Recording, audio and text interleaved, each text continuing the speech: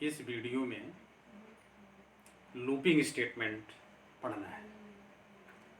जब अपन प्रोग्रामिंग करते हैं, प्रोग्राम बनाते हैं, तो उसमें एक लूपिंग स्टेटमेंट आता है। तो आइए इसको समझते हैं। पहले लूपिंग को समझ लेते हैं क्या होता है।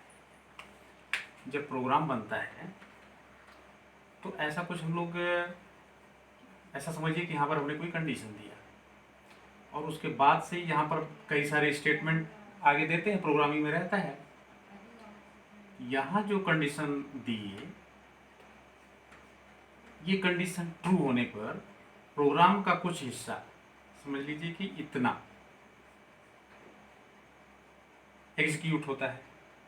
ये एग्जीक्यूट होने के बाद से फिर ये कंडीशन पर जाता है, इसको चेक करता है। ये कंडीशन ट्रू होती है तो फिर से इसी को एग्जीक्यूट कराता है, फिर चेक होता है, यहाँ पहुँचता है, चेक होता है, ट्रू होने पर फिर से ये इसको चेक करते हुए एग्जीक्यूट करता है। तो इस तरह प्रोग्राम का ये हिस्सा जब तक ये कंडीशन ट्रू होती है तब तक ये एग्जीक्यूट बार बार रन होता रहता है, और जैसे फॉल्स हो जाते हैं तो इसके बाद वाले रन होते हैं, एग्जीक्यूट होते हैं। तो यहाँ अपने को समझना है कि दी गई कंडीशन के आधार पर प्रोग्राम के कुछ स्टेटमेंट्स या सेट ऑफ स्टेटमेंट्स या कुछ हिस्सा बार बार रिपीट होने की प्रक्रिया को लूपिंग कहते हैं। अब ये लूपिंग तीन प्रकार से होती है। फॉर स्टेटमेंट, या तो ऐसा कहते हैं for loop, while loop, do while loop.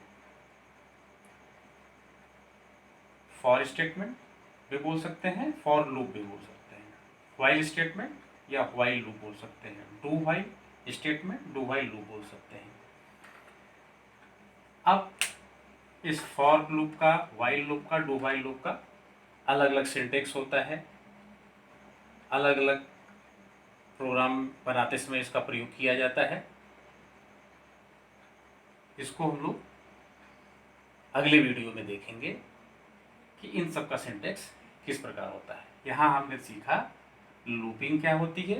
दी गई शर्त के आधार पर प्रोग्राम के कुछ हिस्से को बार बार रिपीट कराने की प्रक्रिया लूपिंग कहलाती है, और ये हम फॉर लूप, व्हाइल लूप और डू व्हाइल की सहायता से लूपिंग वाला काम कर सकते हैं।